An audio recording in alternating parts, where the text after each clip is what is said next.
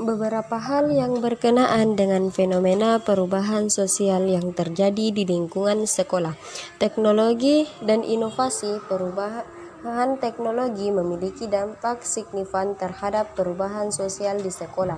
Pengenalan teknologi baru dalam proses belajar dan mengajar seperti penggunaan perangkat digital, platform daring, atau sistem manajemen pembelajaran dapat mengubah cara pengajaran, interaksi antara siswa dan guru, serta aksesibilitas terhadap informasi dan sumber daya pendidikan. Yang kedua, pola interaksi sosial.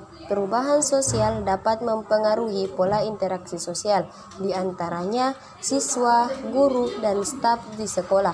Misalnya, perubahan dalam preferensi komunikasi, pola pergaulan, atau pengaruh media sosial. Perubahan ini dapat mempengaruhi dinamika sosial, kolaborasi, dan konflik dalam lingkungan pendidikan. Yang ketiga itu kurikulum dan metode pembelajaran. Perubahan sosial dapat mempengaruhi kurikulum dan metode pembelajaran di sekolah. Permintaan agar keterampilan dan pengetahuan yang relevan dengan dunia kerja dan perkembangan teknologi dapat mengarah pada penyesuaian dalam kurikulum. Selain itu, perubahan sosial dapat mendorong pengembangan metode pembelajaran yang lebih interaktif, kolaboratif, atau berbasis proyek. Yang keempat itu kebudayaan sekolah. Perubahan sosial dapat mempengaruhi kebudayaan sekolah secara keseluruhan. Nilai-nilai, norma-norma, tradisi, dan identitas yang dianut oleh komunitas di sekolah dapat mengalami perubahan seiring dengan perkembangan sosial dan budaya yang lebih luas, misalnya perubahan dalam toleransi, inklusi, atau pendekatan multikultural dalam lingkungan pendidikan. Yang kelima itu perubahan sosial dan isu sosial. Perubahan sosial di masyarakat dapat mencerminkan diri dalam sekolah isu-isu sosial seperti kesetaraan gender, keberlanjutan lingkungan, keadilan sosial, atau perubahan budaya yang dapat menjadi fokus perubahan sosial di sekolah. Hal ini dapat mempengaruhi pemahaman siswa, program pendidikan, dan upaya pengembangan masyarakat di lingkungan pendidikan. Gap antara konsep pendidikan ideal dengan fenomena perubahan sosial yang terjadi di sekolah atau di kampus dapat ditimbulkan dalam beberapa aspek sebagai berikut. Yang pertama, filosofi pendidikan dan tujuan pendidikan. Tokoh pendidikan Indonesia seperti Ki Hajar Dewantara menekankan pentingnya pendidikan yang berfokus pada pembentukan karakter, kebebasan berpikir, dan pengembangan potensi individu. Namun, dalam realitas perubahan sosial yang terjadi di sekolah atau di kampus, tujuan pendidikan seringkali lebih terfokus pada pencapaian akademik dan persiapan untuk karir. Yang kedua, penilaian dan evaluasi. Tokoh-tokoh pendidikan Indonesia seperti Muhammad Yamin menekankan pentingnya penilaian yang mencakup aspek non-akademik seperti sikap, karakter, dan keterampilan sosial. Namun, dalam perubahan sosial, penilaian seringkali lebih terfokus pada hasil akademik, pemeriksaan standar yang mengukur pemahaman faktual daripada kemampuan kritis dan kreatif siswa. Yang ketiga, inklusi dan keragaman. Konsep ideal dalam lingkungan sekolah adalah menciptakan iklim inklusif di mana semua siswa merasa diterima dan dihargai tanpa memandang latar belakang, etnisitas, atau keragaman lainnya. Namun, jika terdapat perubahan sosial yang menyebabkan munculnya ketimpangan perlakuan, diskriminasi, atau ketidakadilan terhadap kelompok tertentu, maka akan terjadi gap antara konsep ideal, inklusi, dan kenyataan di sekolah. Yang keempat, teknologi dan digitalisasi. Konsep ideal dalam perubahan sosial di lingkungan sekolah saat ini melibatkan penggunaan teknologi dan integrasi digital dalam pembelajaran. Namun, jika terdapat kesenjangan dalam aksesibilitas teknologi atau jika penggunaan teknologi tidak dioptimalkan dengan baik, maka gap antara konsep ideal dan realitas perubahan sosial akan muncul. Yang kelima atau yang terakhir, yakni Lingkungan fisik. Sekolah yang ideal harus menyediakan lingkungan fisik yang aman, nyaman, dan menstimulasi bagi siswa. Namun, jika terdapat perubahan sosial seperti kekurangan fasilitas, kondisi yang tidak terawat, atau kekurangnya perhatian terhadap kebersihan dan kesehatan, maka akan terjadi gap antara konsep ideal dengan kenyataan di lingkungan sekolah. Beberapa hal yang berkenaan dengan fenomena-fenomena antropologi yaitu budaya-budaya belajar yang terjadi di sekolah. Yang pertama, budaya pembelajaran. Budaya belajar mencakup gaya-gaya yang pembelajaran yang dianut oleh siswa dan dosen atau guru. Dalam proses pendidikan, beberapa siswa mungkin lebih cenderung belajar secara visual, auditif, atau kinestetik.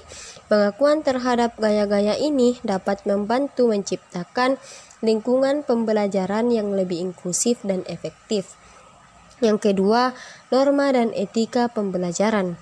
Budaya belajar mencakup norma-norma dan etika pembelajaran yang dianut di sekolah atau di kampus.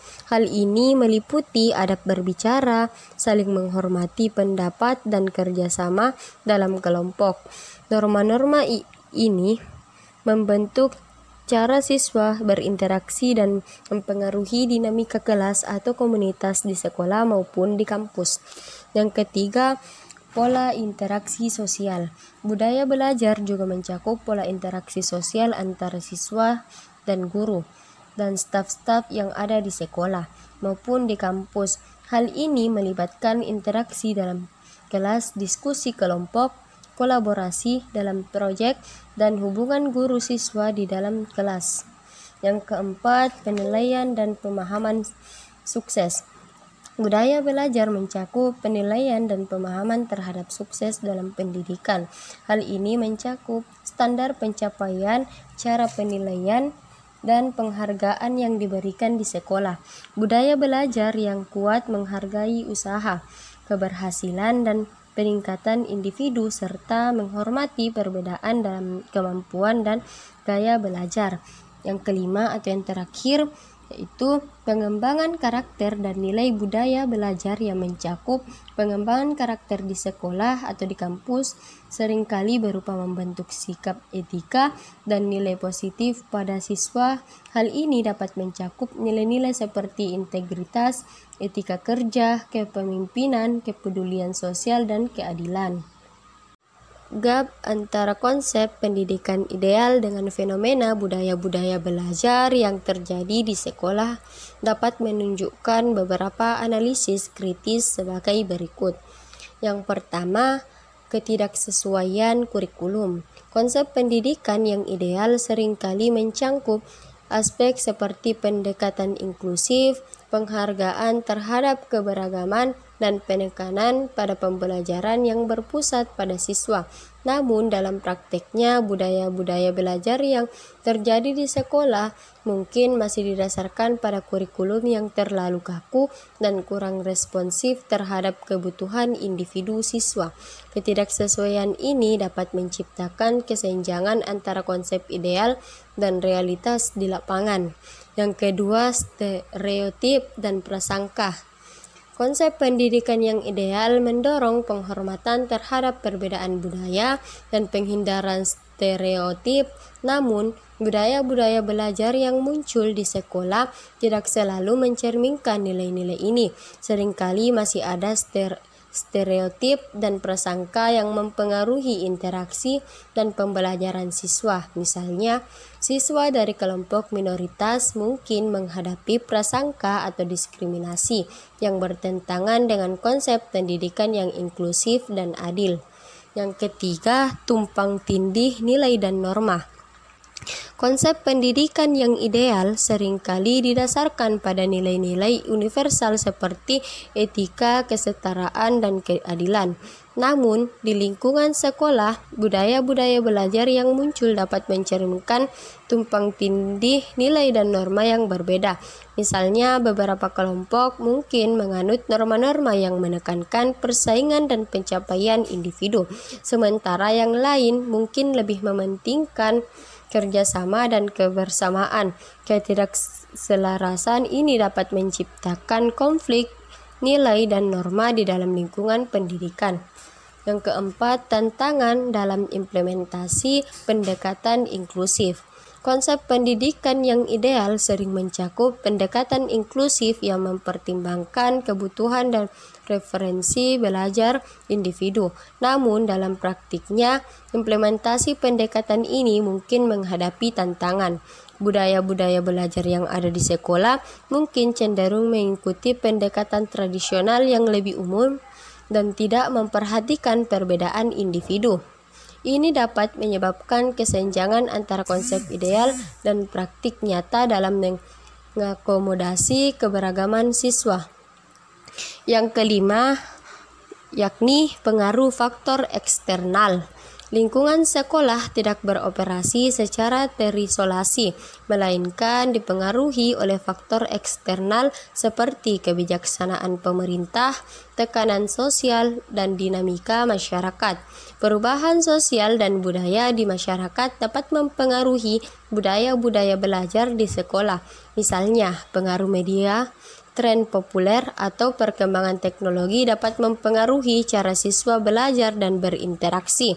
Hal ini dapat menimbulkan kesenjangan antara konsep pendidikan yang ideal dan realitas yang dihadapi di lingkungan sekolah.